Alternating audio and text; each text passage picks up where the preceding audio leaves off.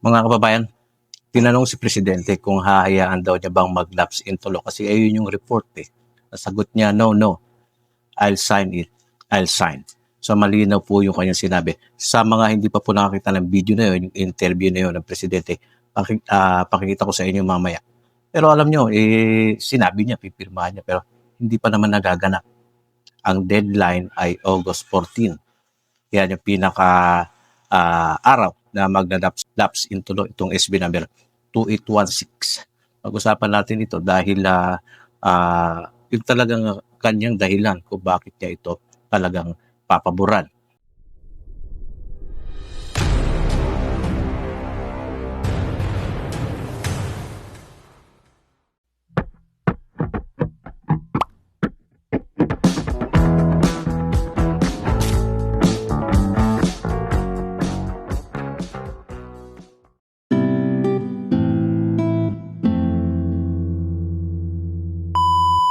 Ito po yung video clip ng balita, mga kababayan, piplay ko po. Panoorin nyo, intindihin nyo at magbibigay tayo ng tulad natin, konting reaksyon at konting opinion at konting forecast ulit. No, I'll sign it. I'll sign it.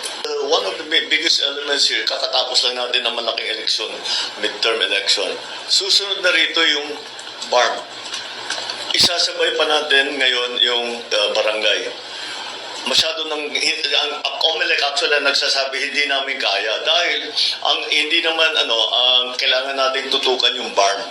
You have to remember the BARM election that is upcoming in October is the first time we have ever had this kind. I-hold ko lang muna doon, mga kabayan. Meron siya binigyan diin doon no? Sasabay ba natin yung BARM sa BSKE? Yun yung kanyang pinupunto. At binanggit din dito ni Presidente na nahihirapan yung COMELEC. Kasi kung naaalala nyo, lumiham ang palasyo sa COMELEC kung ano ba ang kanilang comment dito. Siyempre sumagot na yan sila kasi sabi ni Chairman Garcia ay yung araw din na yun sila ay sasagot. Sabi dito ni Presidente, ang COMELEC mismo nagsabi na mahirapan sila. Kasi BARM, October, November, December, 2 buwan lang ang lilipas ay eleksyon na naman. So mukhang hindi talaga kakayanin. Kung naaalala nyo rin, na-mention ko din na isa yan sa titignan nila. Kasi BARM, election October, tapos BSKE na naman ng December. So, gahol. Talagang magagahol ito. Kumbaga ay isa ito sa kanilang tinignan at isa ito sa kanilang palagay nila na pwedeng ikatwiran sa Korte Suprema na pwedeng payagan kasi yung sitwasyon. Tuloy muna natin ulit. Of election at all. At all. Sa buong kasaysayan ng Pilipinas, hindi pa nagkaroon ng BARM Parliament na hinalal ng tao. So, that is why it is so important. And if that election fails, malaking bagay, malaking failure yan doon sa peace process. Kaya kailangan maging matagumpay ang pagganap ng halalan ng BARM. And that's why we really are focusing. Kasi nga ay napaka-importante nito kasi nga sabi, first time in the history of the Philippines na ang kanilang itong BARM na election, parliament ay ngayon pa lang gagawin. So kasi yung tinitingnan din dito yung pagiging yung kapayapaan sa BARM. Yun, play ulit natin ito kasi meron pa tong karugtong. And again, of course, the local officials are saying we just finished a local election. Magkakaroon na naman tayo ng barangay election. Parang ganun din. Halos ganun din. So, with a view on the Supreme Court decision that we cannot shorten the term of the barangay officials, we are actually lengthening the term of the barangay officials. So that's not in conflict. So I think the most sensible, the most common sense solution is to postpone. Okay. Re-review natin mga kababayan din yung mga sinabi dito, yung mga puntos Ayan. BARM. Uunahin ng BARM. Ipapriority yun kasi October. First time in the history of the Philippines. So maliwanag na yun ang dahilan, isang dahilan kaya pipirmahan ito ng presidente. Siya mismo nagsabi. Ngayon naman, isa ding paliwanag dito ni presidente, maaaring sabihin nila na hindi naman po iso-shorten yung hindi haayap paiksiin yung termino ng barangay official kasi nahalal ng 23, 24, 25, 2 years lang. Isa din yung sa kanilang nasabihin na unconstitutional yung kanilang pagpo dito. No, bagkos kanila pang palalawigin yung termino. Kaya nga pumasok itong term setting bill na ito, no? 2 termino at 4 na taon. Kaya magiging fair sa mga newly incumbent na elect noong 2023. Ngayon, ang tanong kasi hindi binanggit dito yung kung kailan mismo pipirmahan. Basta ang alam natin na ang deadline nito ay sa August 14 na hanggang August 15. Tapos ulitin lang natin, meron po publication niya na 15 days maximum. At bago matapos ang August ay isa na po itong Republic Act. Pag ito po ay isa na pong Republic Act, yung dating Republic Act na yung tinatawag nilang case ruling, ano na po yun? Void na po yun. Invalidate na yun. Wala na yun kasi na meron na pong bagong batas at yun na po ang dapat nang sundin. Diba? So dito na ulit tayo. Papasok na ulit ang petitioner. Magpa-file na yan. Hindi lang din natin alam kung kailan magpa-file sa SC yung grupo ng petitioner na yan. At maaaring kanilang hilingin dito ay yung TRO, yung Temporary Restraining Order nga. No? At nabanggit din natin na depende yun sa executive judge kung kailangan pa mag-issue ng TRO. Di ba? Ngayon, ilalaban nga nila dito, pagkasabi ni Presidente dito, hindi namin hayaan na umiksi yung termino. Kasi nga abnormal nga yun No? 23, 24, 25. At yun nga ay pwede din nila sabihin na wala sa Constitution yun. Kasi nga nagpatupad kami ng batas na dapat 2023. Di ba? Pinatuloy nyo naman 2023 pero binigyan nyo ng hangganan hanggang year 2025 lang. So yung Constitution, pare-pareho na silang unconstitution. Naging unconstitution na pareho yung kanilang desisyon. Pinayagan pero sinunod yung ruling. So 2 years na nga lang. Ngayon, ito, pumasok ito.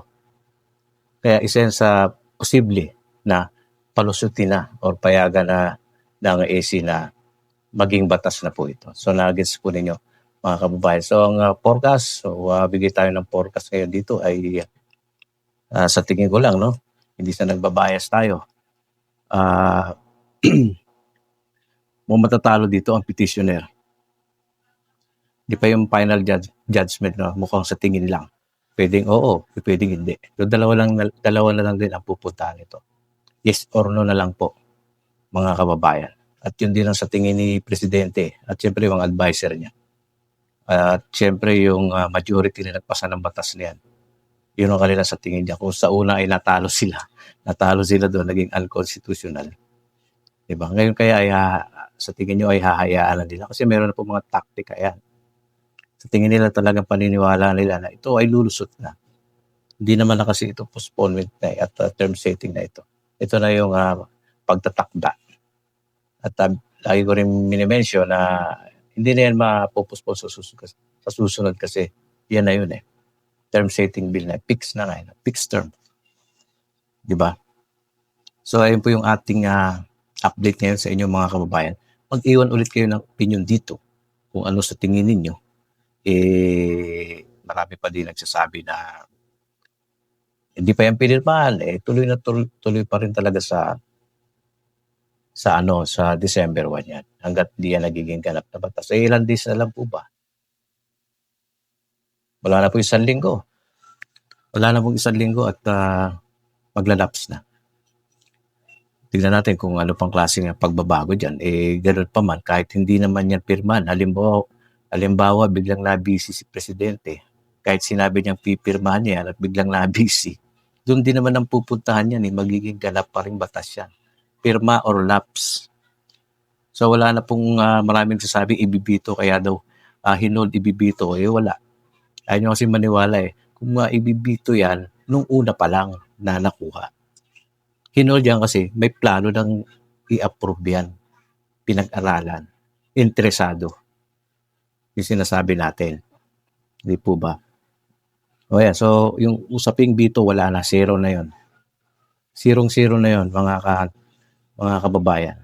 Ngayon, talagang lamang na dito yung enrolled bill na ito na magiging ganap ng batas at matutuloy na sa November 2 next year, 2026. Ayan.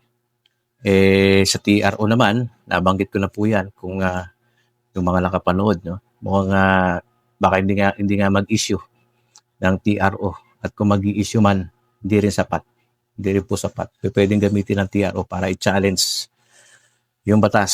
Yung iba naman kasi iniisip pag naglabas ng TRO, cancel na yung batas. Hindi po ganun yun. Pwede lang i-challenge. No? Pero hindi ang kasangkapan para maging invalidate ang isang pumasang batas. Batas pa rin yan.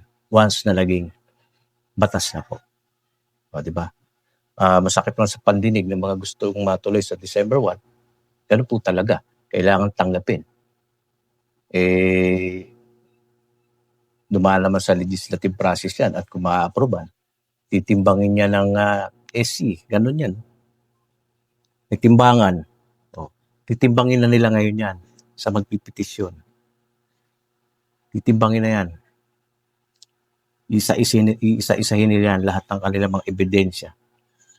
Yung pagpasa lang sa legislative process ay isa lang ang conclusive evidence yun na talagang mabigat.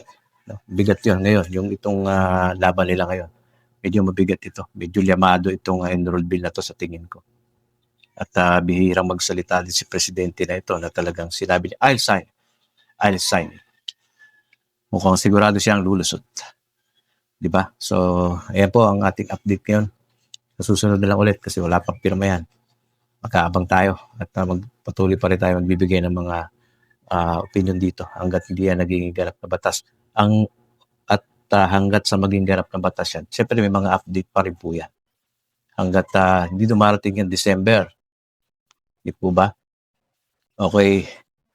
Iwan kayo ng opinion and sa mga bago subscribe. Pakishare po ng video natin. God bless.